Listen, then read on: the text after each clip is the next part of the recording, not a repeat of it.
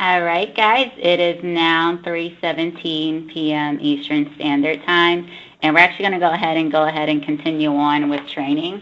I spoke with Danielle earlier. Her team is experiencing some technical difficulties, but they will join in via Skype as soon as they can. So in the interim, I have recorded the Skype training session so we can go ahead and get started. So I wanted to meet with you guys all in our Barbados location, our St. Lucia location, and this training is actually going to go towards our team here in Spartanburg as well. You guys know that the two steps that commonly delay funding are confirmation calls. We call the customer, we just can't get the customer on the line. But when we finally get them on the line, we need to make sure we take advantage of that phone call.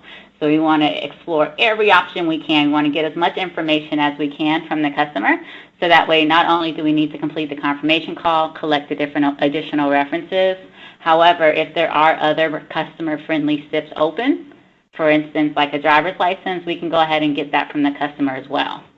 So in addition to the confirmation call, the other thing that commonly delays funding is the verification of employment. So that's why I wanted to put together some training for everyone so we can kind of discuss the step-by-step process to actually validating employment.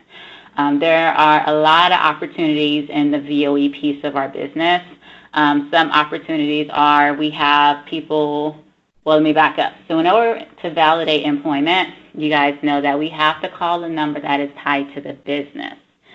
So for instance, if the customer gives me their friend's cell phone number, we can't call that friend to validate employment because that friend's phone number has nothing to do with the business. So we want to make sure the phone number that we're calling actually ties to the business. So that's one of the opportunities that we're having amongst the teams. We go into a deal, we filter by the employment notes, and we're just immediately calling the phone number that we see. However, there's some opportunities there. So we're going to talk today just about all the things we can do to be most efficient when it comes to validating employment. So I just want to confirm before we move on, Timsy or Shanasha, or if anyone else in St. Lucia is on right now, please confirm if you can see my screen. I can. Perfect. All right, so we're going to go ahead and get started. Yes. Really, to get started, guys, feel free to ask questions. It is being recorded, but that's the purpose of training, so people can ask questions. And also you get the information. So let's just say you guys are presented with a deal. What's the very first thing you do once you get a deal on your desk or a list provided to you? So Shanasha, I guess you can kind of speak to that. What's the first thing that your team does whenever they get a deal in-house and they have to complete a VOE? Well, they review the stipulations to see the open steps and also the notes, if there are any notes on the account that they need to check. Yes. Perfect. That's a huge opportunity. So I guess some people, they get comfortable with just going immediately to trying to validate employment, but first things first, let's take it slow. We want to make sure we check the steps first. A lot of times we have multiple funders amongst all different departments and locations working that one deal. So it's going to be extremely, extremely valuable that step one is we look to see if the SIP is even open. And as you guys see on your screen, step one, you want to make sure the SIP is open if you need to do a VOE. And then you also want to review the SIP comment. Maybe there's something special we need to do in regards to validating employment. Just to give you guys an example, whenever we receive a pay stub in-house and it's a falsified pay stub, we pretty sure we think that pay stub is fake or fraudulent. What we require whenever we have falsified document is to require a full verification of employment. All right, so what that means is whenever we're calling the employer to do the VOE, we need to make sure we need to answer or ask all those questions on that template. So we need, in addition to the buyer's first name, last name, date of hire, and active status, we also want to validate the customer's pay rate and make sure that is consistent with the pay stubs that we actually receive. So this is why it's going to be super valuable to review the SIP comments, because what happens is if the SIP comment says due to inconsistencies, we need a full VOE, and we have agents attempting the VOE, but they're only asking those 3 questions, that's a problem. All right. So to kind of avoid that, let's just make sure our teams are reviewing not only the STIP, reviewing the STIP comment, so that way we know how to approach this deal whenever we're attempting to verify employment. All right. And then, as you guys see on your screen, number 2, if this STIP is closed, forget about it. Move on to the next deal. If once you open a deal and the VOE has already been satisfied, there's nothing more you need to do in that deal. You don't need to notate. That's going to impact your efficiency. So just go ahead and move on to your next list on your deal, the next deal on your list. So that's step 1. So thank you for sharing that, Shanasha. We want to make sure we're checking the STIPs first, and we want to make sure we're checking the STIP comments. And then we want to make sure we're actually going on to reviewing the notes if the VOE STIP is still open. All right, so let's just think about this. We're in a deal. We see that the VOE is required. Our step 2 is we need to see if we've attempted the work number first. All right. So you guys are very comfortable and familiar with our process. The benefits of the work number is actually a third-party verifier, and the work number can provide the customer's name, date of hire, employment status. It can also validate the customer's income, annual income, salary, pay frequency. It gives us a lot of information. And this information is pulled directly from the employer. So because we rely on the work number very heavily, we actually integrated that software into our system. So what that means is as soon as we get a contract in-house, assuming the process of that logic was not disrupted, we're going to immediately pull the work number on every contract we receive in-house. Okay? So there are some cases where we get a deal in-house and the work number does not pull. The reason that is because that logic was disrupted. So what that means is that deal could have went into underwriting before it was processed. Whenever that deal does not go from immediately to contract receive status to contract processing status, if it doesn't go from receive to processing and it goes to receive to underwriting, it's not going to pull the work number.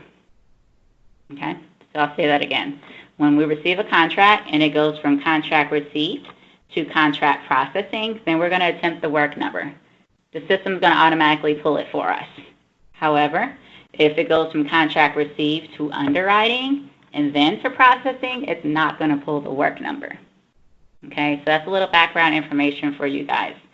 So the work number is super reliable, so we want to make sure as soon as we hop in a deal, we want to check the notes. Shanasha, you just mentioned that. Check the notes. It's going to be on the very first pages of the notes. All right, so when you open the notes, scroll down to the very last pages of the notes, and then you'll see some information from the work number. All right, so I have some screenshots on your screen.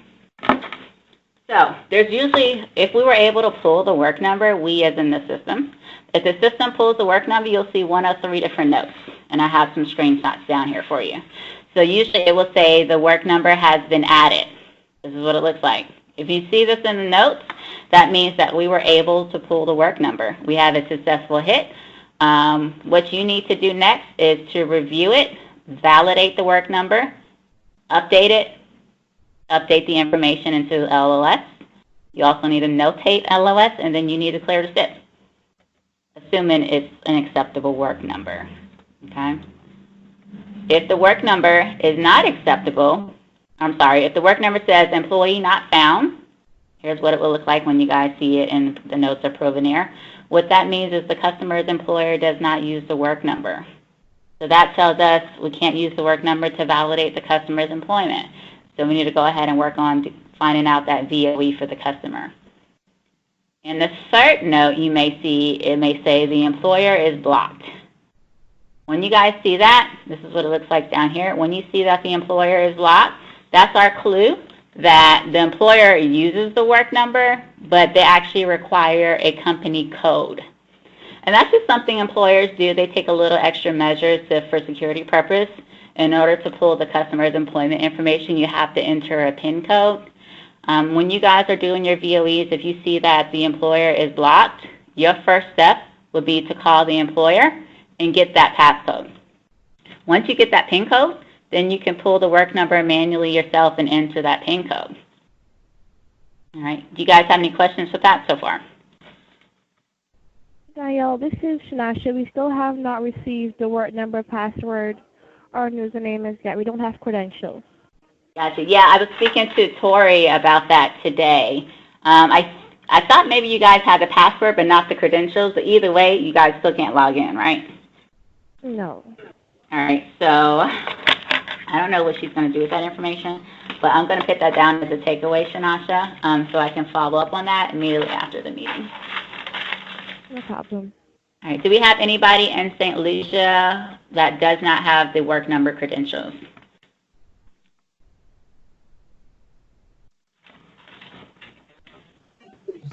Some people on the FA team doesn't have a number credentials, but everybody else on the VOE, they do have it. Okay, perfect. I believe that was Rochelle. Hey, Rochelle. I don't know. Hey, for those who do not have the work number credentials, can you just shoot me a little email after the meeting with their names, and we can go ahead and get that entered?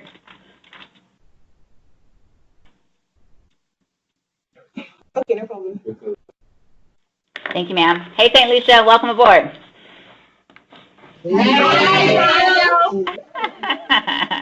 Hey, I'm not sure where you guys came in at, but what we did so far was we just talked about what is the very first thing you do when you have to complete a VOE. You want to go ahead and check the STIPs first, all right? After you check the STIPs, you want to review the STIP comments and then go to the notes. If the VOE is actually still required, your next go-to is to take a look at the work number, all right? If we've already pulled the work numbers, then there's no need for you to pull it again. But if we have not attempted the work number and you don't see this note in the Provenir, you can go ahead and manually pull it yourselves. All right, so Shanasha, her team is in our Barbados locations. They currently do not have the work number credentials, so I'm going to work on that for you, as well as the list that Rochelle provides. All right, so let's just say you get the work number.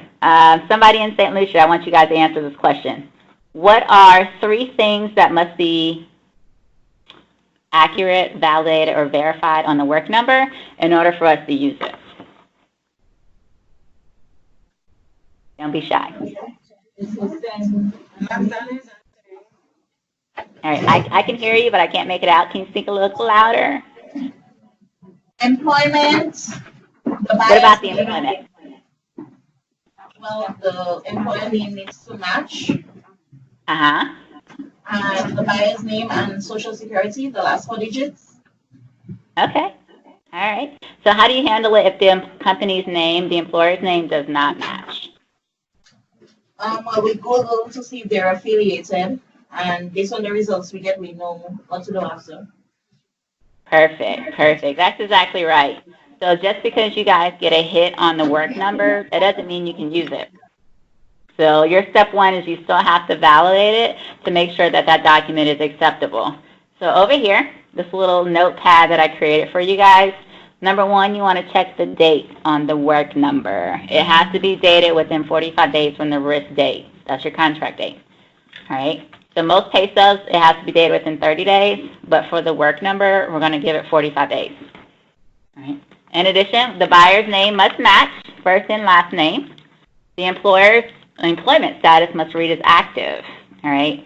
So if you pull the work number and it says no longer employed, it says on leave, we can't use that because the buyer status is not active, all right? Data hire, we definitely need that. That must be visible on the work number, and the employer name must match. And if it doesn't match, of course, it has to be affiliated. So that's when you guys use your Google skills to figure out how to tie the employer that's listed on the work number to the employer on the credit app or the employer on the pay stubs. If you can affiliate both of those 2 companies, then you can go ahead and use it and roll with it. All right, so that's step 2. Well, actually, I won't talk about steps, but this is just a process that you guys want to take whenever you're validating employment from start to finish. All right, so that's the work number. So let's just say if you don't have a hit on the work number, what do you do next? Can anybody guess? So the employer and number matches. Well, you take the work number,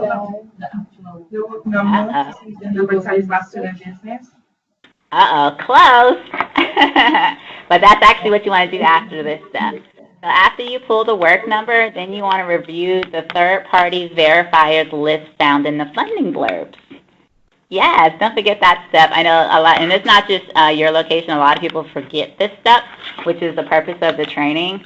If you don't get a hit on the work number, you want to review your third-party verifier list found in the funding blurbs. And I think I have that open.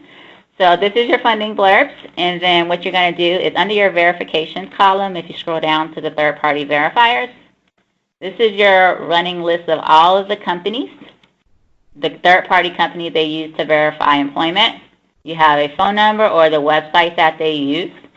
Our funders have provided the company codes. And most of the websites, a fee is required. If a fee is required, that's when you want to get that information over to a funding supervisor. They can go ahead and pull it and charge it to the company's credit card. Okay, so this is what we want you guys to do next. We have a lot of companies on this list. So we don't want you guys to waste time looking for the information if we already have it available. So let's just go ahead and incorporate this in your steps. You want to check your third-party verifier list to see if you have any companies listed. This is a running list. I know I get a lot of feedback from Kershell Goring. She sends me a lot of feedback as far as, hey, this is a new company that's not on the list. Can you add it? So yes, if you guys find new companies that is not on this list, go ahead and get that information over to me, as well as the third-party company that they use and the company website and code if applicable. All right. So that's what you do next. So after the work number, then you want to check out your third-party verifiers list to see if the company is listed. That's what you want to do. If the company is listed, this is how you want to structure your email to the funding supervisor. I know I've been kind of sending some people some feedback individually saying, hey, next time I want you to structure the email like this. So if you have to email the funding supervisors group, make sure you include the app number, the company name, which is the name of the third-party verifier, not the employer's name, but the name of the third-party company. And then you also want to include the company code. Some companies will not have a code. If it doesn't, in this case, just put no code required. All right? But you want to make sure you guys are emailing your funding supervisor groups. You can also copy your assigned funder to the deal, so that way they know that, hey, we're just pinning a VOE on this deal. So as soon as we get it, they can go ahead and work it. All right? So that's what you do. After the work number, you want to check your third-party verifiers list. If you don't get a hit on that one, then this is where you guys come in at. I know I heard some of you guys saying that. Then you want to attempt a manual VOE. Yes, this is the liberating part. It feels great. So, a manual VOE. This is importante. So before attempting a VOE, we must validate that the phone number provided actually ties to the employer. We can't call any number that we see in Provenir, or we can't call any number that's on a credit app. We want to make sure we do our research and make sure that number actually ties to the employer before we reach out. Okay? Super important. Do not duplicate work. Do not duplicate work. What this means is you want to review your employment notes prior to working a deal. All right? So you guys know that not only our funding assistants are working deals, not only our VOE teams are working that same deal, not only our team here in Spartanburg is working that same app number, we have a lot of hands on that deal. So there's no need to duplicate work, duplicate efforts, and lose productivity researching the same information. So make sure you're reviewing the notes in the deal prior to working it. All right? A lot of times when you hop in a deal in Provenir and you filter by the employment notes, you can see what work we've already done. So a lot of times you want to ask yourself when you're reviewing the notes, have we already found the phone number that ties to the business? Okay? If we already found the number that ties to the business, let's just call that number again to validate employment. If we can't get anyone on the phone, then we must look for other methods to validate employment. Did I hear a question? Okay.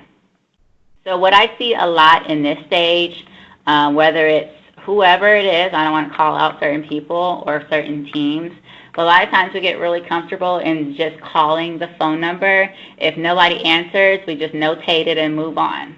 That's not productive. It's not efficient. We need to do more. So if we can't get anyone on the line, then we need to look for other methods to validate employment. Okay? And those methods can include, hey, let's call the customer. We can call the customer. You guys should feel comfortable calling the customer. I know we got QA on the line, so if you guys call the customer, don't forget that QA statement. All right, so when you call the customer, say, hey, the number you guys provided doesn't tie to your employer. Do you guys have another number? Is there another number you can provide to validate employment? Also, you guys are also calling the dealers. Be okay. Be very comfortable with asking the dealer to provide another phone number to validate employment. So what we want to see going forward is if we can't get anyone on the phone line, your note can say attempted VOE, no answer, attempted customer to get a better number, or attempted dealer to get a better number. We want to see more than just VOE attempts, VOE attempts, VOE attempts. All right, it's good to see that. We love that. We want to take it a step further. All right, so have you guys, before we move on, have you guys experienced any concerns or any successes with actually calling the customer to get a number for their employer or calling the dealer to get a better number? Anything you guys want to share?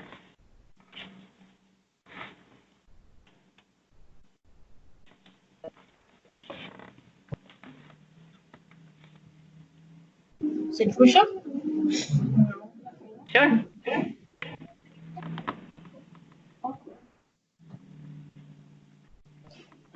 St. Lucia has nothing, no feedback on this at this time, Danielle. Okay. All right. That's cool. So the training is going to be very interactive, guys. I know that our funding assistants and our VOE team have lots and lots to share, so feel free to do so. But we're going to go ahead and move on. I do have a story that I want to share with you guys, but that will be later on. Just so you guys know that I will give you guys this training job aid after training today. I want to make sure you guys are following all these steps to validate employment. It may take a little bit longer to get through one deal, but that's okay. As long as we have quality work, more so than quantity, we're 100% okay with that.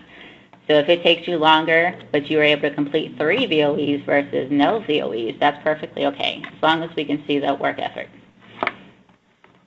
Okay. So here's the thing, picking up right here, did we send a fax or email to the employer previously? So you guys, before you even attempt a VOE, this is the process where you're actually reviewing the notes.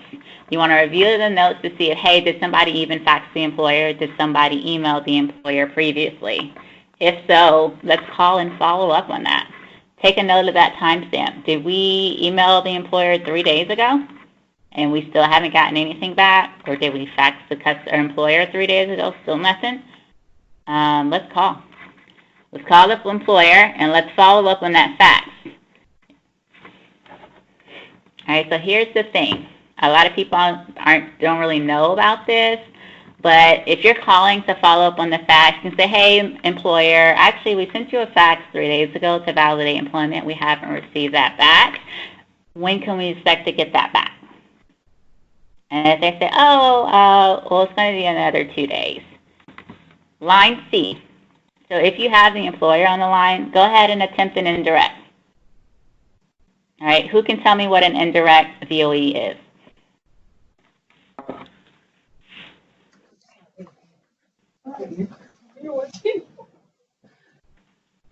An example could be just calling to ask for the customer. Maybe if the customer answers the phone, it could be an indirect, or if they see the buyer works, it could be an indirect.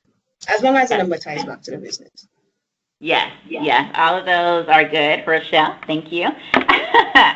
That's great. So if you have the employer on the line and the employer tells you, hey, yep, I did receive the fax. I'm going to send that over to you guys in a couple days, couple hours, couple minutes.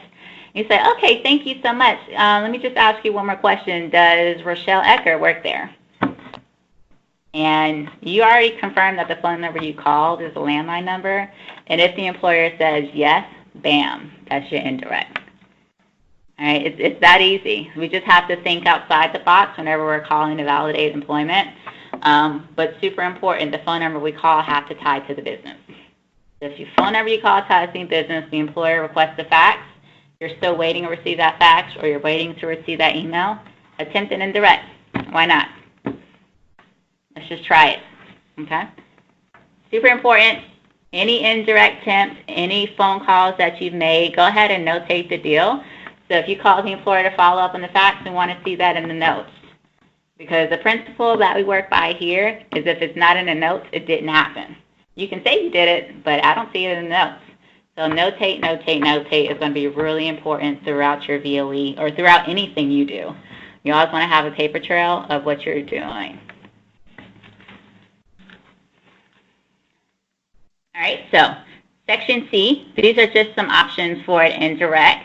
So as Rochelle stated, you can just ask if the buyer's, you want to say the buyer's first and last name works there. If the actual employer says yes, that's your indirect, you can go ahead and get the exception. Okay? So if the employer is unable to provide an indirect, that's okay. If the employer tells you, I'm sorry, I can't verify that information with you over the phone, it doesn't hurt to try your indirect, but at least you tried it. And that's okay. You just want to thank them for their time and the quick turnaround time on that VOE. So again, stress the urgency. We sent you a fax 2 days ago. We're really waiting on that information. I understand that you can't verify if the employer or if the employee works there, but if at all possible, how soon can we receive that fax? We really need to get that information. All right. I know we have some very creative people out there, so use those skills. Do what you can to try and get that employer to send us that information as soon as we can. Okay,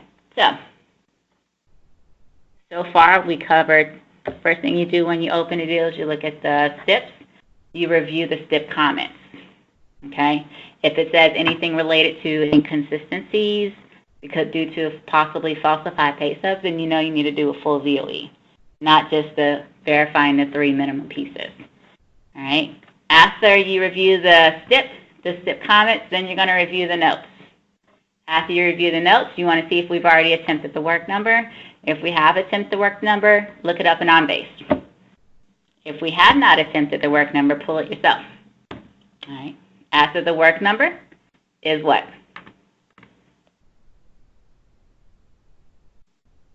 Third-party verifiers? Yes! Yes. So your third-party verifier. Who was that? Who said that? Me! I don't know me.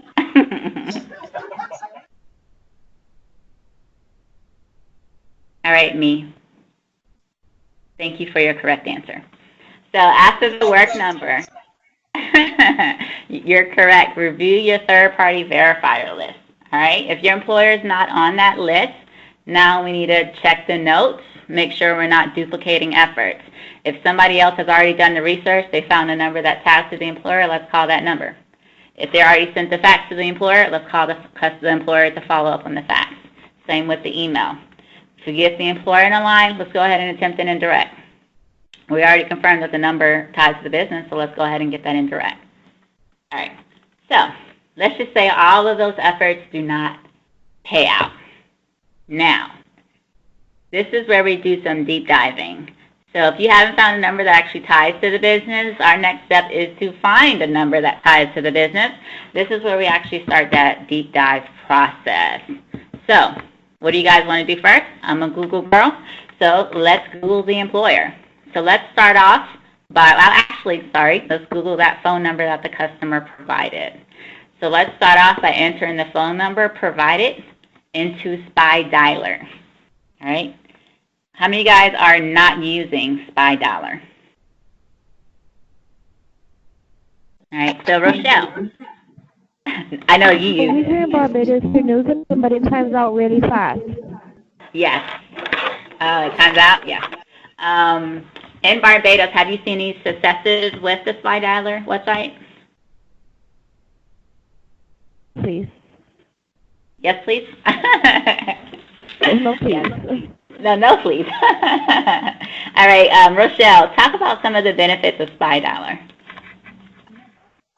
So for spy dialers, sometimes you use different search engines like Google or Bing or Yahoo. They usually don't pull up what spy dialer does.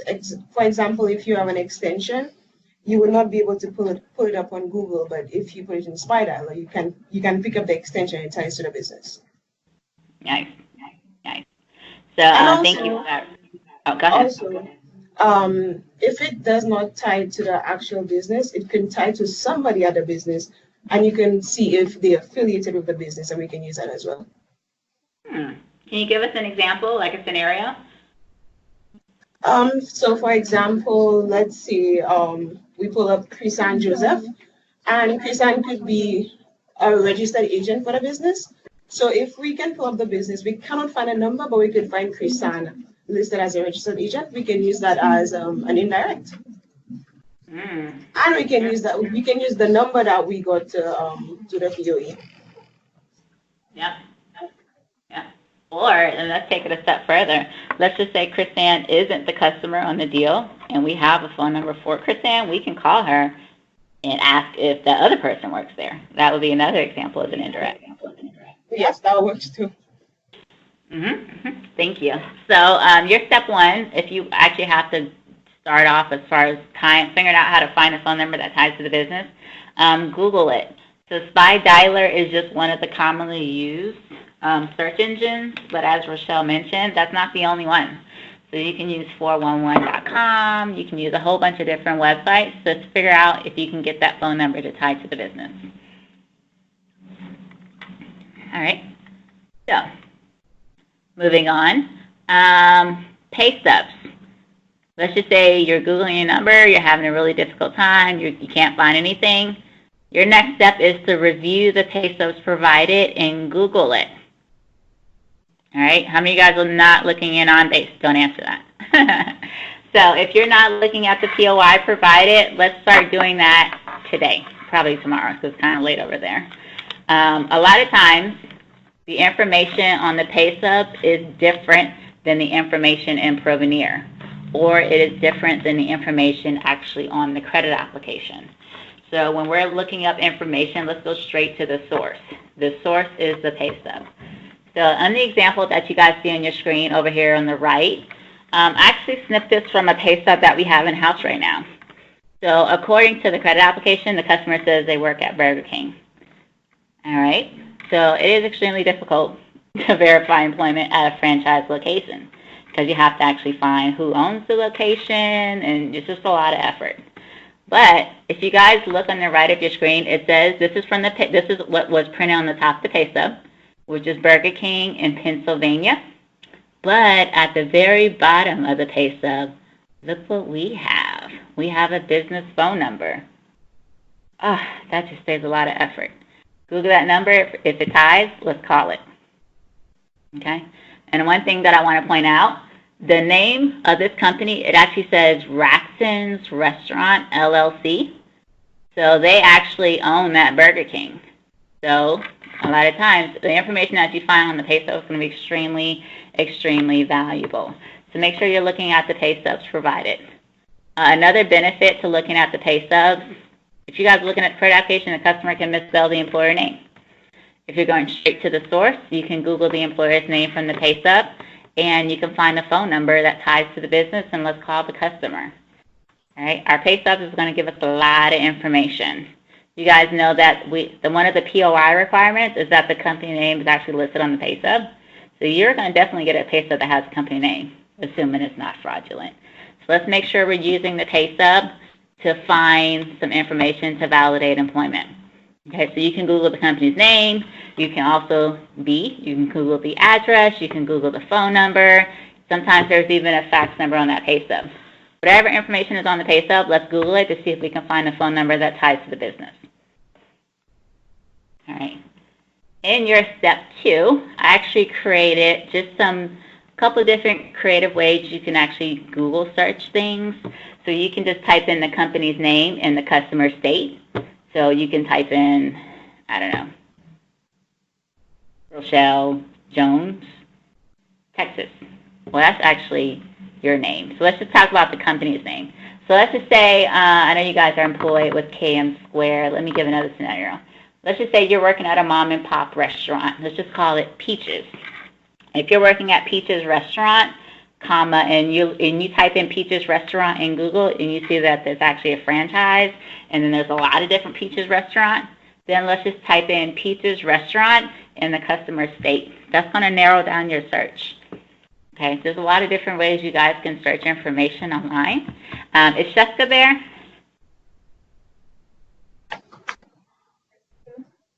She is. Hey, Jessica, how you doing? I'm good. How are you, Diane? I'm good. I just thought about you because when we had that training class, you found that VOE. Do you remember that? Yes, I do. Yes, so very, very good. So Jessica found in training, she did some really deep dive VOEs, and she was able to find a phone number that tied to the business. I believe the customer was self-employed too, so kudos to that. But that just shows whenever you guys are Googling stuff, get creative. Type in the company's name and the state. You can also type in the company name and the zip code. You can type in the customer's name and the title, all right, their job title. All right, so here's a little heads up on number or letter C, point C. If you type in the customer's name and their title, that's pretty much only going to work for people who are in higher upper management at their jobs. So if you have a credit app and a customer says that they're a president, vice president, they're COO, CFO, anything like that, you can also just type in the customer's first and last name, and then you can also type in their title, and then that will help narrow down your search. Okay. So here's a little internet search tip for you guys, a little notepad on the left. And I use this a lot. So this is the most quickest and most efficient way you guys can, or think ways you can search the internet, is to use your quotation marks. Use quotes. All right, so when you use quotes and you're Googling information, that's the way, that tells the internet search to only look for that particular word in that order. So if I type in John Brown Elementary School, in quotes, it's going to only give me John Brown Elementary School versus John School, Brown School, just any different variations. So use quotes. It helps a lot. If you're still unsure or unfamiliar, go ahead when you get back out of training, just go ahead and type something in quotes and see how that narrows down your search. It's a really, really helpful tip. All right, is Chrisanne there? I'm here. Hey, Chrisanne, do you have any tips for Googling employers online? The only way what I do is sometimes I put near. So I put the company's name and I put near the customer's state or their. Did you say the company's name and the customer state? Is that what you said? Yeah. So like for example, I put PM2 near and I put the customer's address, especially if it's like a franchise like when you open again. Most times I would actually get the one that's closest to the customer's address, and they work there most of the time. Okay. Got it. Okay, thank you for that feedback. So yes, there's a whole bunch of different ways you guys can search. Get creative with it. Make sure you guys are using your quotation marks, and that's going to also narrow down your search. All right, so moving on. So another thing you want to do is determine the type of employment that you're actually researching. So if someone's a doctor or a teacher or a lawyer, or a lot of times their employers have websites that have a staff page or a directory, or something, a page that actually says, hey, check out our staff or contact us. Click on that link. A lot of times your customer's name may be listed as a registered staff. That can be another way you guys can validate employment. Okay, so that's all different ways you guys can validate employment whenever you're Google searching online. All right, so let's just say you have bank statements. All right, this is something that I don't think I've mentioned to you guys before, I'm not sure. If you have bank statements, review the deposits / the credits. All right, so if there are direct deposits on the bank statements, direct deposits from the employer, that's an indirect, all right? So we may not be able to call the employer, we may not be able to get anyone on the line, but if the customer just so happens to provide 3-month bank statements, and we're looking through those bank statements and we see direct deposits coming in from the employer that they say they work at, a team lead and hire can make an exception on that. So you guys can get that over to Chrisanne or Rochelle or any other supervisors. Anyone can make an exception on that. So make sure, check on base. What kind of information do we have? What kind of POI do we have? Do we have pay stubs? Let's Google the information on the pay stubs. If we have bank statements, let's look through those bank statements to see those deposits coming in. All right. So, cell phones. Let's see. Junico, are you there? Yes, I'm here. All right. So have you, were you ever able to validate employment with the cell phone VOE? Or with the cell phone? You asked if I was able to validate one? Mm-hmm. Once it plays on Friday, I will company to the company. I'm sorry, can you repeat that? If it's a cell number from a VOE cell number, Uh-huh. and I use the display dialer to search it, and it plays the company, I just use it. Okay. So if you get a cell phone number and you use Spy Dialer and you see that it ties to the company, you're going to use that for a VOE? That's perfectly fine. Yeah, so that's good. So here's the thing. A lot of times our customers, thank you, Junico, a lot of times customers provide cell phone numbers. They provide a cell phone number on the credit app, and we just cannot validate employment. We try Googling it, and we still don't get anything, all right? Just because that customer provided a cell phone number doesn't mean we can't use it, okay? So that's really important. So you want to call the cell phone number and ask for a landline number. We want to make sure we're using all of our resources that we have available. So I kind of put together the script. It's not written in stone. I want to get your feedback on it. And like I said, before I give you guys the final draft, I want to make sure I have everyone's input. I hear a question, but there's some talking in the background. So,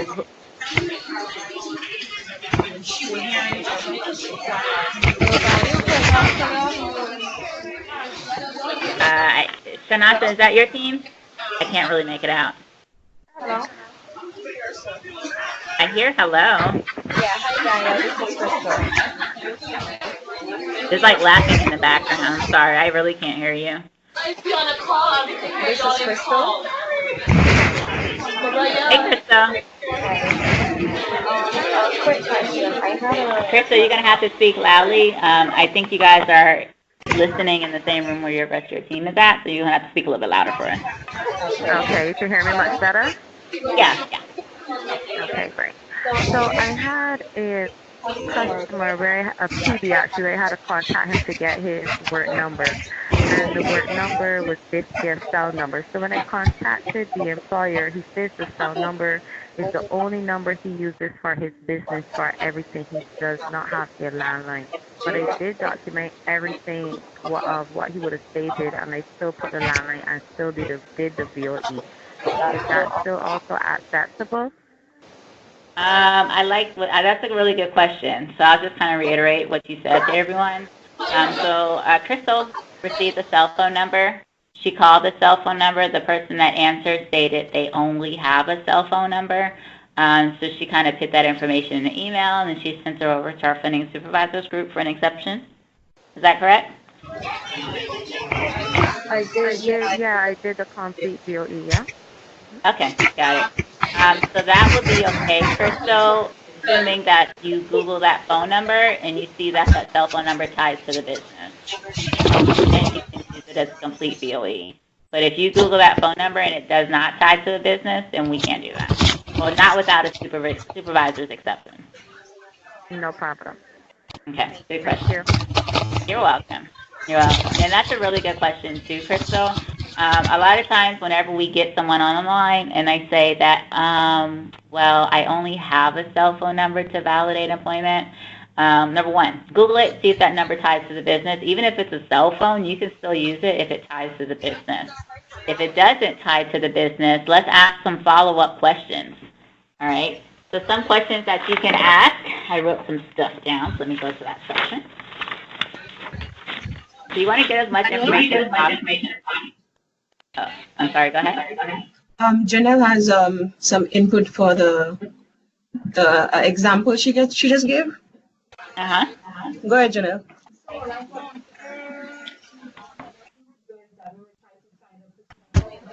We can't hear Janelle. Come closer, Janelle. So as you mentioned, that with We still can't hear her. She's saying that in regards to the cell phone and it doesn't tie back to the business and there's no other number, what we'll do is try to tie the person back to the business and we can use that as VOE. Got it.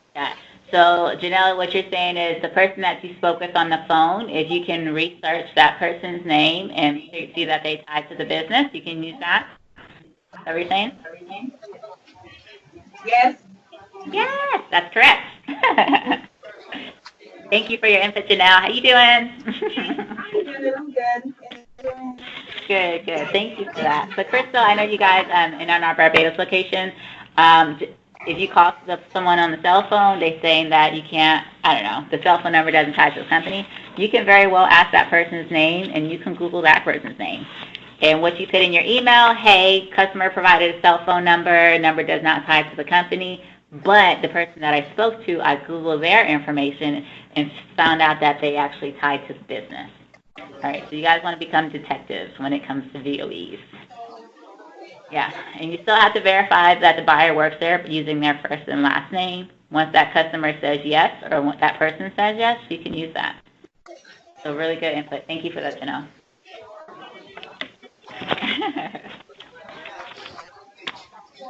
All right, so in the event that you call a cell phone number and they do not have a landline number, you want to ask them some follow-up questions. So some follow-up questions could be, hey, do you actually own the company?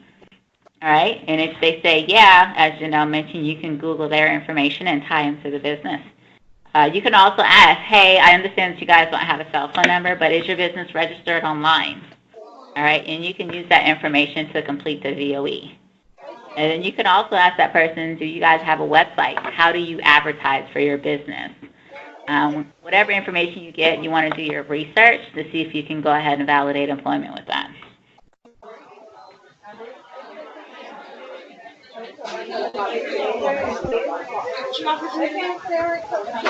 I think St. Lucia has a question. I had a question. Okay, thank you. For the number on the pay stub, I know sometimes the number does not tie back to the business, but then if the pay stub is a good pay stub and the deal looks good and whatnot, is it possible to do the VO in that number even though it does not tie back to the business? So, follow-up question. When you say the deal looks good, what does that mean? I know what it means, but I want you to just explain it. It's in good standing in regards to it's not much risk. The customer can afford the vehicle. We have a good panda and whatnot. That's what I mean. Yeah. So if you Google the phone number, it doesn't tie to the business, but it's a strong deal. And it's on the pay stub. Yeah, you can definitely do that. So if we have a valid pay stub, the phone number is on the pay stub. It's just that when you Google it, you don't get anything. But if the phone number is printed on the pay stub, it's not a falsified document, and it's a strong deal, yeah, you can get an exception on that. So when we say strong deal, you want to make sure you're looking at your panda. So if you guys remember, let me see if I can pull a deal up in Provenir. Let's see. We got some deals in processing. I'll click on this one. So there's a couple of different ways you can find the panda score. This is your quadrants page. This is what it looks like when you first open the deal. So when you scroll down, your panda score 2.0. So this is the approved panda. This is the panda where we are in-house. So if your panda score is 140 and higher, that's a strong deal. You can get a lot of exceptions if the panda score is over 140. Our minimum panda score is 120. All right, so this one is actually a 126 panda. So this is on the lower end, which means this deal is really high risk for us as a company. So you're going to be less likely to get an exception on this deal. All right, so that's one way you can find a panda score. Also, if you look on your side panel in the summary, your panda score 2.0 is right there too. All right, so right now, although it says panda score 2.0, Tori, she did send out some communications to everyone. Hopefully you guys received that information as well. If not, I'll go over it with you now. So we are in the process of adding 2 different Panda scores in Provenir. So you'll have Panda Score 1.0, and then you'll have Panda Score 2.0. 1.0 is going to be more accurate for us right now, but unfortunately, obviously in Provenir is 2.0, right? So to get Panda Score 1.0, what you do is you take the Panda Score that we currently have, which is 126, and you deduct 8 points from that. And that is 8. 1, 2, 3, 4, 5, 6, 7, 8. So 126 minus 8 points, that is actually your true Panda Score 1.0. All right, so heads up on that. If you never receive that information, again, shoot me an email, and I'll make sure I'll forward that email to you so you'll know how to calculate that going forward. So thank you for providing that input, Rochelle. Again, so as Rochelle stated, if there's a phone number on the actual pay stub, you try Googling that phone number and you don't get a hit. But if you have a number printed on the pay stub and it's a stronger deal, 140 plus, shoot it over for a supervisor for an exception. Well, after you call the number, of course. Call the number, attempt the VOE, and shoot it over to your funding supervisor, see if you can get an exception on that deal. All right. Danielle, Janelle has a statement to make. Yes. Say it loud, Janelle. Okay, so I was just saying that the pay stub sometimes is not a payroll company as well, so most of the times they don't have access to the business, but if you call the business, they will tell you they use a company. All right. Janelle, I heard you, but it was very, very soft. I hear that you're louder, much louder than before, but for some reason, I can't hear it on my end. It may just be my ears. So I'm going to ask whoever's near the phone, can you repeat what Janelle said, please? So she was saying that sometimes on the pay stub, it does not actually have the business name, but it does have the payroll company. So most times, if you try to Google search the name of the business, you wouldn't really get that information. But then if you get the payroll company, if you get the number for the payroll company, then we can use that to verify employment. I think that's what she was saying. Yeah. Thank you, ladies. That's true. So if you're looking at a pay stub and it says Intuit Payroll or Quicken Payroll or something like that, you can Google that company, get a phone number, call that number that actually ties to the business, and call and attempt a VOE. Hopefully you get one. I think in major companies like that probably use a third-party verifier, but you guys know how to handle that. We're going to email the funding supervisor group with the app number, third-party name, and the company code. So yes, love it, love it. Thank you for that input, Janelle. Thank you for translating. You're welcome. All right, so good stuff. So there's a lot of different things you can do whenever you have a phone number that doesn't tie to the business. So that's a very valid point. Just because the number, you can't link it online, doesn't mean it's a dead number. Let's still call that number. Notate everything you guys do, so that way when somebody else hops in it, or if you come back to it 2 days later and the VOE stool has not been completed, you can just pick up where you left off. All right. You can only pick up where you left off if you have really good notes. So make sure you're painting a clear picture of what you've done. All right, so let's go ahead and move on. So here's a little script that I put together. It just says, hello, state your name. As well, hey, this is Danielle calling for American Credit Acceptance. This phone number was actually provided to validate employment for Rochelle Edward. However, we need a landline number that actually ties to Rochelle Jones Hair Salon.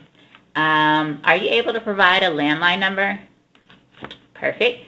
So again, you want to document who you're actually speaking to, so ask that person's name and thank them and let them know that you'll follow up that information. So it's okay to call a cell phone number because you're calling to get a landline number, or you're calling to get more information. Do you own the business? How do you advertise? Do you have a website? Is your business registered? You want to ask these questions while you're getting the person on the line, because the information they give you, you can research and find that information as well. Perfect. Do we have anyone from VOE team in St. Lucia? Iwa, are you there? I know we have some other ladies. Iwa does confirmation calls. So we have Daniela, we have Marissa, Lena. Thank you, thank you. I want to hear you ladies too, so make sure you're sharing your feedback. Sure. All right, so that's the cell phone number. The purpose, we want to make sure whatever phone number we have, we want to make sure we're using it. I know it can be a little bit difficult. It can be a little time consuming. VOEs and CCs are the thing that delays funding the most. So let's just make sure we're spending time actually having quality work done whenever we're trying to verify employment. Okay? So the next section speaks to someone who is self-employed, someone who is a business owner, a contract worker, so forth, so forth. Now, if you're trying to validate employment for someone who falls into this category, number one, review on base. You want to do that first. Because if the customer provided any one of the following documents in on-base, that's your VOE for someone who's self-employed. So for instance, if the customer provides a business license, if they provide a business bank statement, 3 months, all pages, that's your VOE. That's per our L2 funding procedure. So essentially, if you have 3 complete months of bank statements, you can also use that for a VOE. Also, personal bank statements with DBA. You can use that as a VOE as well. So if you have an example of that would be Paul, DBA, Paul's Trucking. Well, of course, we'll have Paul Jones, DBA, Paul's Trucking. But if you have that, that would be an example of a VOE as well. Okay, so your step 1 would be to review on base. Your step 2, if you have someone that is self-employed, research the Secretary of State. So using Google, you want to enter the buyer's state, whatever state they reside in, and also the Secretary of State business search. You want to type all of that into your Google search box. So in this example, I just typed in South Carolina, Secretary of State business search. That's going to narrow down your search. Because if you just type in Secretary of State, then you have to click on the link, click on this link, click on that link. Don't do it. So just type in the state, and then type in Secretary of State business search, and that will help focus and narrow down your search results. Okay? So after clicking on the SOS, so SOS is Secretary of State, abbreviation, enter the following if you have the information. So in this search, you can enter the business name on the credit app. You can also enter the customer's name, and even if the customer provided a business license number, enter that too. Right? You guys already know that you can call the customer. If your customer is self-employed and you're trying to validate their employment, call, hey, is your business, excuse me. You want to ask to make sure if they have a license number for their business. Do you have a license number for your business? Is your business registered with the Secretary of State? You want you guys to feel comfortable asking these questions with the customer. Because whatever information they give you, you're not only going to document it, you're also going to research that. That will help get your VOE as well. All right, so let's just say you did your Secretary of State. So what are your requirements? If you got a hit on the Secretary of State, number 1, it must state active. So it must state that the business is active, not forfeited or dissolved. The business must show as active. All right, and number 2, we must see the customer's name listed as a registered agent on that website of Secretary of State. If you got both of those 2, go ahead and notate it and clear your SIP. So that's option 2. Option 1 is review on base for self-employed. Number 2, Google your Secretary of State. And your option 3 is your trade license. So trade license. So anyone like a cosmetologist, electrician, contractor, anyone whose career requires a certification or some type of license, you want to research the state trade license. So you have a couple ways you can actually Google that information.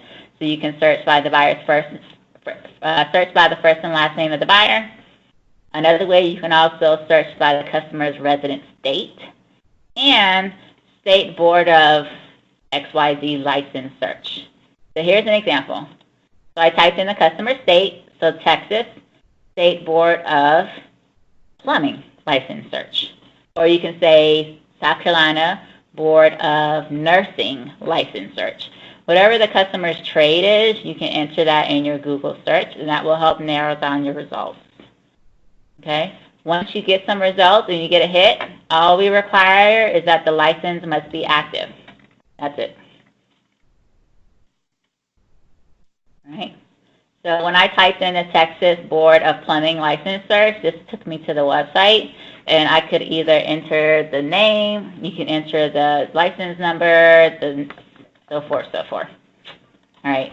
So those are 3 ways you guys can validate employment for self-employed.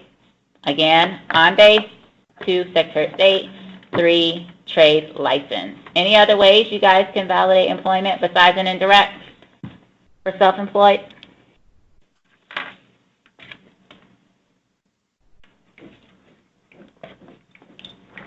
Pretty much got it all covered. But if you guys think of other ways, especially my VOE team down in St. Lucia, if you guys have other ways you validate employment, please be encouraged to share that information as well. All right. So let's just say you guys try all 3 of those methods and you do not get a hit online. Let's go ahead and attempt an indirect. Indirects are going to be your friend, guys. That's going to save a lot of time. So let's just talk about that for a moment. So 5. Indirect VOEs for someone who is self-employed, a business owner, or a contract worker. Whether it's a landline or a cell phone, Google the phone number provided on the credit app for that business. Okay? If the phone number, including cell phone, links to the business, and the customer answers the phone, ladies and gentlemen, we have an indirect. All right? So that's an indirect. You can request an exception. All right? That's one way you can get an indirect for someone who's self-employed. Again, if you Google the number, you see that it does tie to the business, and the customer answers the phone. That's your indirect. Okay? So I'll say it another way. So even if someone is a business owner, all right, do we have anyone who's a business owner? It could be a small business, something you do on the side. Marielle, yes. I love the cup. And Shamira too, right? Yes, and Janelle and Gilroy. Oh, yeah, Gilroy. And Janelle. All right, so we got a lot of self-employed people on here. How many of you guys have an actual landline number that ties to your business? I don't. How many of you guys have a website that you advertise on, whether it's Facebook, LinkedIn, Instagram? Instagram. Yes. All right.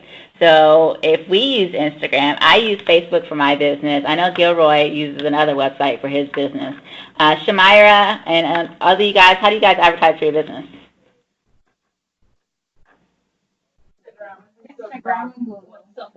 WhatsApp, Facebook. Instagram and WhatsApp. I'm not too sure about that WhatsApp. I haven't seen that yet, but you may have turned me on to something. Danielle? Yes. I had an account where the customer is self-employed, and the name he had on the name he gave us of the company, it played on Spy Dialer, but he was the only one to call to verify the employment because it was his company. And when you looked it up on Spy Dialer, it actually tied to the company? Yeah. Yep, that's an indirect.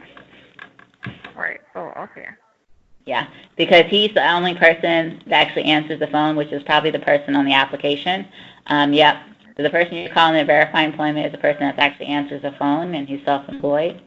You did the research, you used Spy Dialer, and it ties to that company. Yeah, you can get an indirect for that. Okay. I love it. Yes. So we have a lot of business owners on Skype. So just like how we advertise via Skype, you can, if you can find that company's website, it doesn't have to be an official website. If you can find that business online, that is a really good source for indirects. All you would need to do is you need to find that customer's name listed on the website as the owner and request an exception.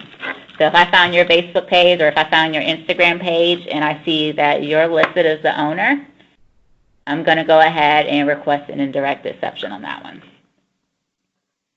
Hi, Danielle. Yes. Okay, so I have a question. I had a customer that I spoke with that it's their own business. Hmm. However, she doesn't have a business license. She never have bank statements to have a direct deposit, but she owns the business. How do we go about that with her? I'm guessing she doesn't have a business license. How does she advertise? That would be my question for her.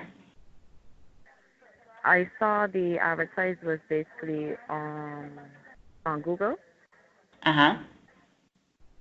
Was Where it does like she an actual advertise her website? business? Like a, yeah, for like a hair salon. Okay. Yeah, if you find her hair salon website online and you can find her name somewhere on that web page, you can get an indirect for that. So if we don't find a name and we just see her business that she provide on the website, what happens next? So if you see that she has a business online, actual business website, we have to figure out how we can tie her to that website online. So we can see if the phone number is, we can check to see if there's a phone number somewhere on that website. And if we call that phone number, that's another way we can tie them together. Okay, so say there's not a phone number. Okay? So there's not a phone number. She doesn't have bank statements. She doesn't have a business license. But she works in a hair salon. She should have a license to do hair as a cosmetologist. But she said if she doesn't, she said she never had to have a license. What? Yeah. All right, no license. She doesn't have, all right, so the phone number that you were calling her on, did you research that phone number? Yes, and it's her phone number.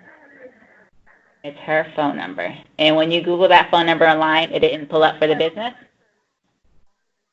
Pardon me? When you research her phone number online, it did not tie to the business? No, it seems like it was just her personal phone. There has to be something on that website, on her business page, that will tie her to that business. There has to be something. Can anybody else help us out in this case? Anything else we can possibly do?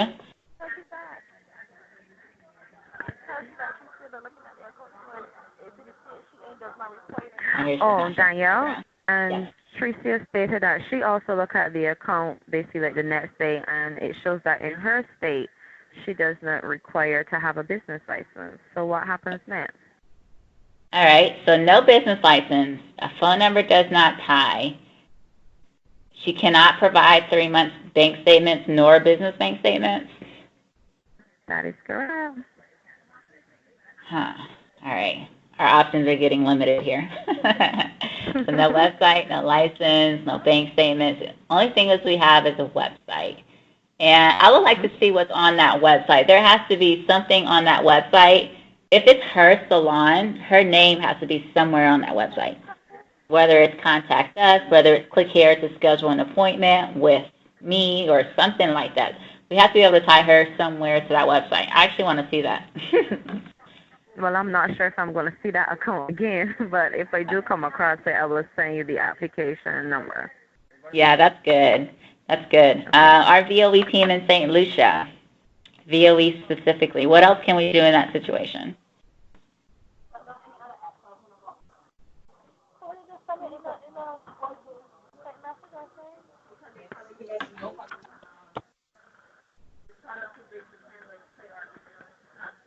I hear the chatting.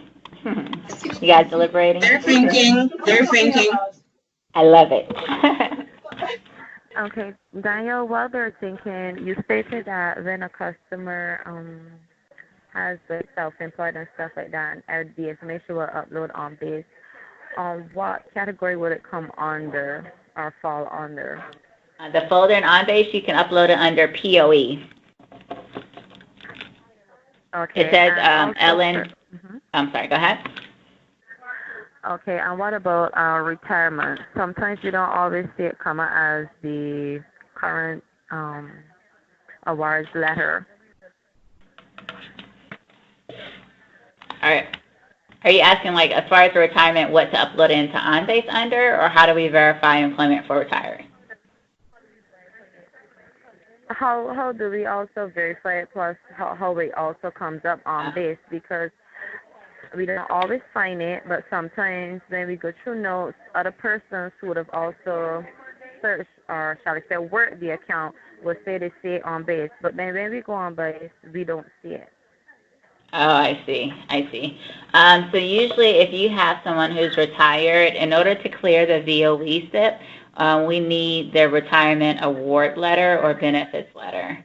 So usually in OnBase, that should be under the POE folder as well. I'm opening OnBase. I think there's another folder actually that says retirement. I'm just trying to pull it up. Okay, great.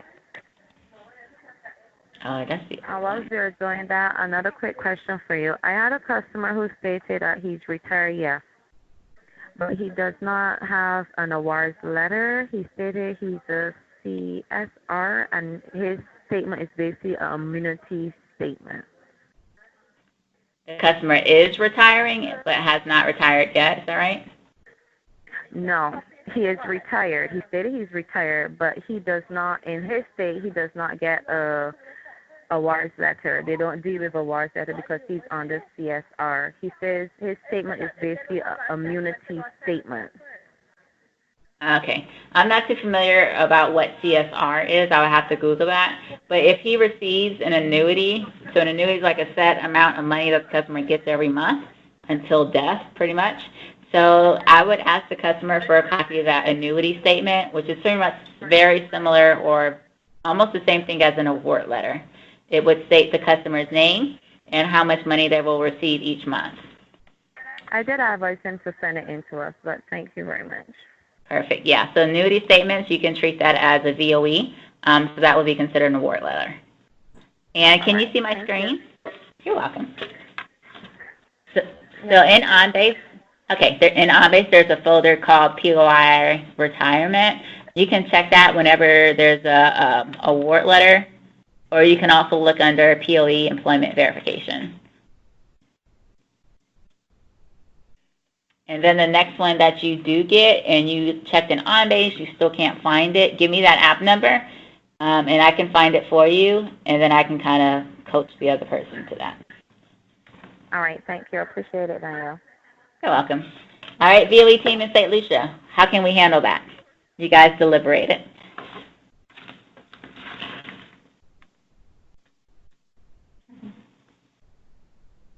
You guys there? Can you repeat that? So our team in St. Lucia, the VOE team, in Crystal's example, she had someone who was self-employed that works at a hair salon. She doesn't have a business license. She did not provide 3-month bank statements. Her phone number does not tie to the business, nor does she have a business license. What else can we do to complete a VOE? She had no bank statements? No bank statement.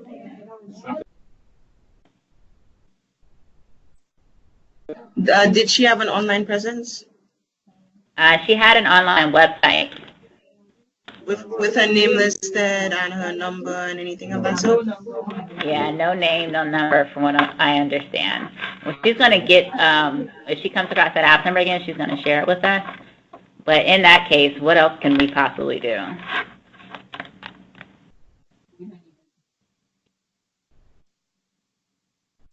I know, that's a good one. So I'll let you guys think about that. So please, if you guys come across that deal number, I would love to see what that website looks like.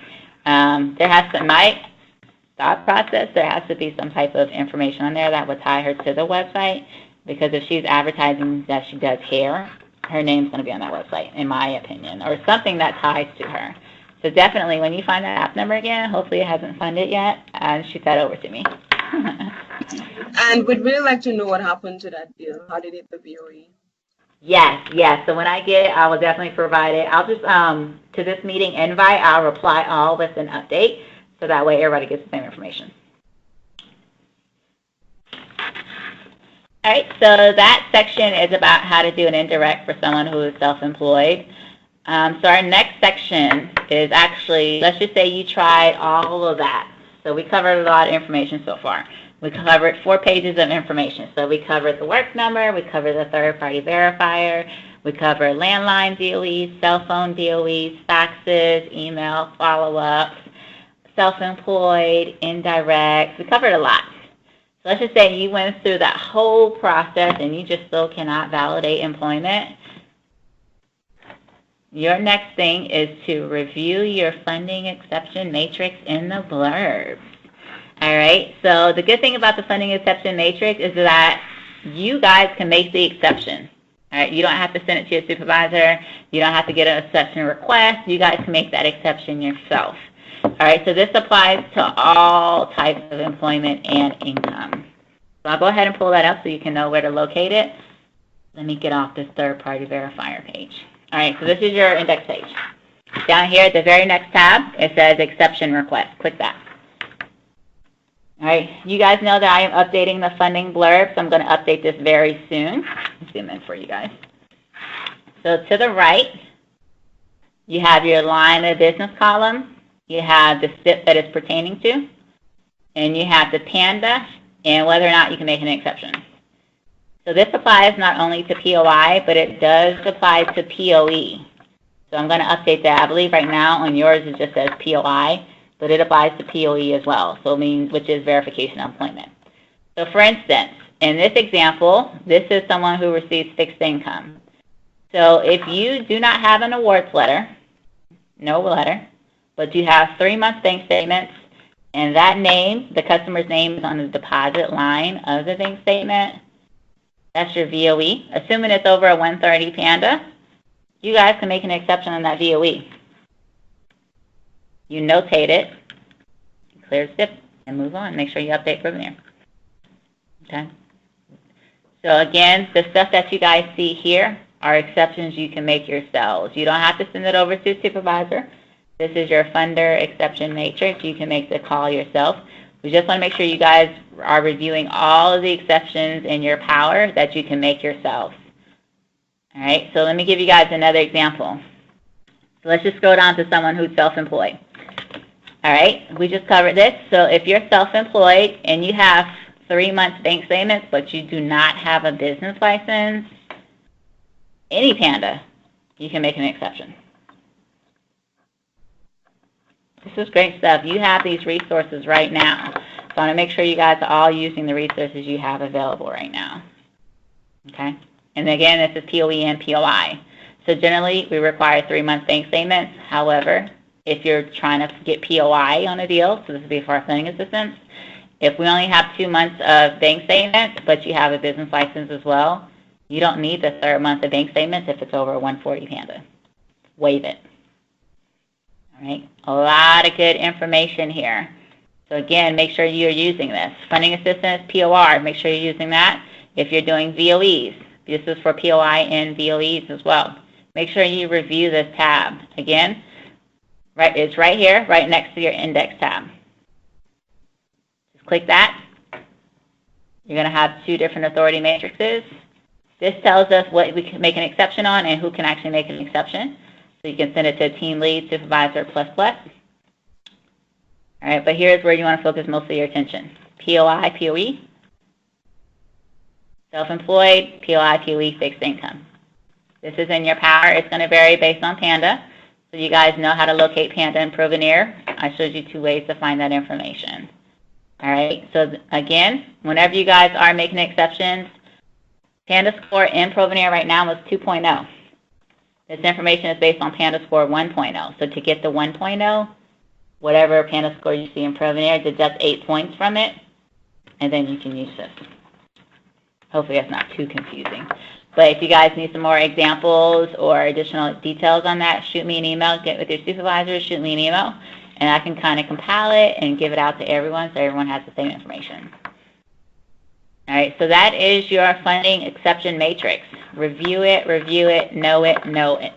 This is something you guys are going to be doing, so you want to make sure you guys can be able to crawl off of the top of your head. As soon as you hop in a deal, oh, I'm making an exception on that. So we want to get you guys to that point. We want you guys to become very, very comfortable with this information. All right, so here's the example. Here's a snippet. So that's pretty much it, guys. pretty much it. One more thing I did want to cover with you guys, which is the last phase. Hi, Before I Daniel. cover the last step, we have a question. Yes, ma'am. Yes, sorry for interrupting, but a quick question. I had a call today, application today, where we wanted to do a VOE for a PB. However, she's a stay-at-home mom. She doesn't get any income. The only income is coming from the CB, which is her husband. How are we going to accomplish VOE for her? It sounds like we don't need to do it, from what I'm hearing, if I'm hearing it correctly. So we got a PBCB loan. The husband is the co-buyer. The wife is the primary buyer. The wife is a stay-at-home mom, but the wife also has no income. Correct. So if the wife doesn't have any income, then there's no need to do a VOE for her because she doesn't have any income.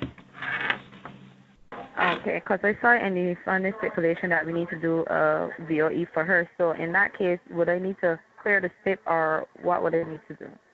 I'm wondering if she doesn't have a job, I'm wondering if she has another source of income. So for instance, if she's receiving child support or SSI or alimony or something like that from someone else, if that were the case, then we would need the benefits letter to clear the VOE SIP. If you still have that app number, if you can send that over to me, I want to do some more research. Because if she doesn't have any income, there's nothing to do a VOE for. Okay. Yeah, that's a good I'll send one. out one too. You're Thank you, welcome. ma'am. All right, so this next section I want to talk to you guys about. This is the 5-step process.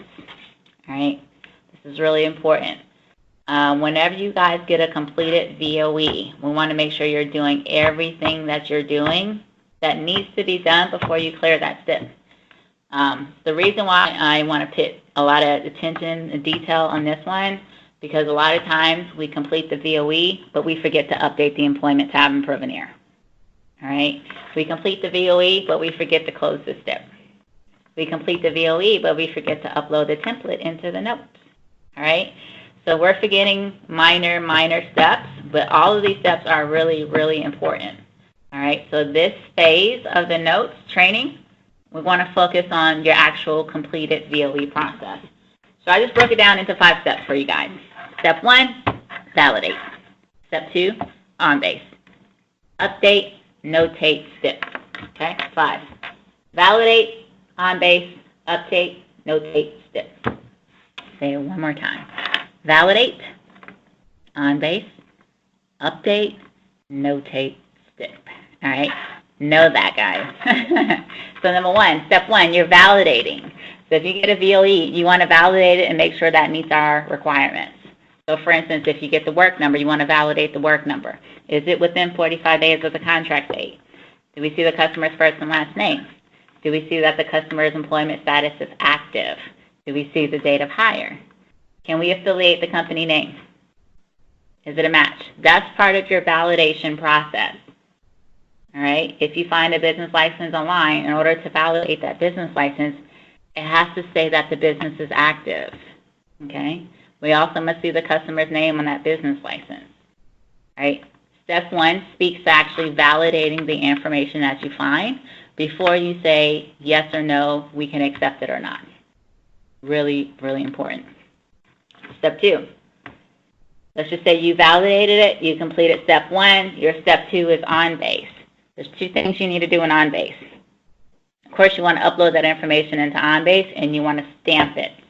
Don't forget the stamp, guys. POE stamp. Stamp it in on-base as POE. Number 2, upload it. So if you found the website online, so this is an example of a website that I found online, that would be your indirect. Go ahead and upload that proof into on-base. Okay, so step 2 speaks to anything related to on-base. Upload your proof and stamp it. All right. Step 3. We're missing a lot of opportunities here. Update, update, update. Number 1, update your applicant employment tab. Let's see if I can zoom in for you guys. All right, so I'm in this section. So you want to update your applicant employment tab. Check your verified box. Your verification type, select from your drop-down menu. Type in the name of the person you actually spoke to. Yes or no, are they active? Okay. You also want to add the number that you just called that ties to the business here. That's in your applicant and employment tab, guys. Number two, second thing you need to update is the applicant and your general tab. You guys remember seeing this in the applicant general tab?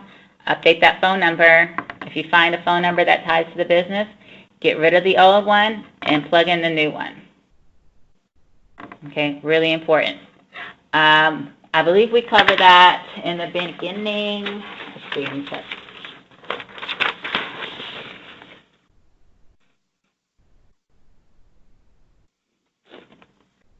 All right, it's in there, but I didn't cover it, so I'll go over that really quick. All right, let me zoom out a little bit. Excuse me, guys. I'll zoom back in a minute. All right, so here. Whenever you guys Google, let's just say the phone number that the customer provided does not tie to the employer, right? If you Google a phone number that ties to the employer, I'm right here. If you find a number that ties to the employer, we need to remove the old number from the Provenir, and then we need to add the actual number that actually ties to the employer. All right, that's this section. All right, let's make sure remembering to do that. Customer provided number, it's no good, delete it. Take it out of the work number tab, but go ahead and store that information into the notes so that way we can still have a record of that old number. So that way when you find a new number, enter that into the work number, okay? So I'll go back down. Excuse me for scrolling. So step 1, validate. Step 2 is on-base. Step 3 is update. Update, update, update. So we're missing a lot of opportunities here, so I want to, again, spend some time. Make sure we're updating the employment tab. Make sure we're adding the phone number that ties to the business. Make sure we're deleting the old number. Again, save it in the notes. And adding the number that actually ties to the employer. So step 3 is centered around updating the information in Provenir. Really, really important step. All right. So you have validate, on-base, update. Next is your notation. Notate. Click on, if you're going to be in the employment tab already, so click on add employment notes and plug in your information. It's going to automatically select the category for you. Again, we want a lot of details. If it's not in the notes, it didn't happen. So we want to be able to see, just by looking at your notes, what number you called, what happened, what was the conversation, did you call the employer, follow up on the fact, did the employer provide another number, any information that you guys discuss over the phone, we want to see that in the notes. All right, so our QA team, they're on the line as well. So they're going to be monitoring your phone calls. They do that already. So if they hear that maybe you guys discussed something that should have been put in the notes because it's really important information, they're going to bring that to our attention. So just make sure whatever conversations that we have that is really helpful, make sure we're adding that to the notes. And lastly, once you completed all 4 steps, your last step is to clear the SIP. Step 5, clear SIP. Check the box, save it. Your VOE is complete. So those are all the 5 steps that I wanted to cover with you guys. I wanted to spend some time on that. So again, we're getting a lot of opportunities.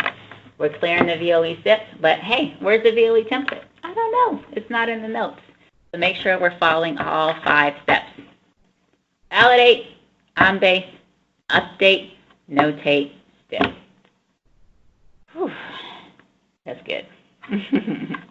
So we covered a lot of information. So thank you guys for sharing your feedback, sharing your questions and your concerns.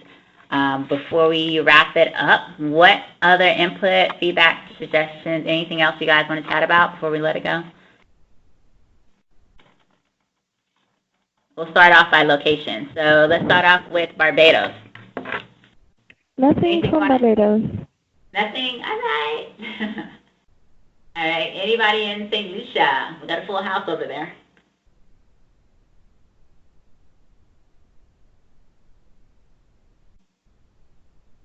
St. Lucia, anything you guys want to add? Nothing from me, Danielle. No, ma'am. Thank you, Timothy.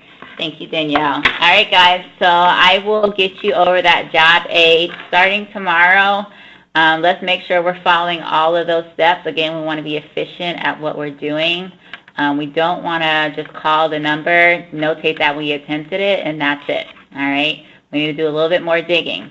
To call the number, let's call the customer. All right? All of that information is in your job aid. So I'm going to roll this training out amongst our team here as well, so that way we're all doing the same thing. Some people are new to VOE, some people have a little bit more experience. So this kind of combines everyone's knowledge into one document. So this is good information. Hopefully you see it valuable too. I'm going to be out of the office tomorrow, so heads up, FYI. But I will be back in office starting next week. So my goal is to kind of do some spot checking. So if you guys are doing VOEs, I'm just going to hop in some deals, just provide my feedback with you guys. So I want to make sure we're just taking advantage of everything that we can. So make sure you guys have adequate notes going forward. And that's it. And I'm going to provide feedback so that way we can all get better together. And if you have any questions, suggestions, you guys know how to reach me. Skype, email, except for tomorrow, because I will not be here. But that wraps it up. So thank you all for participating. I know we kind of started late, so we ended a little bit late. But hopefully you guys still can enjoy the rest of your Thursday. It looks like you're about to get out of here. So I will chat with you later, and have a good one. Bye, Danielle. Bye. Bye-bye. And Kristen, I'll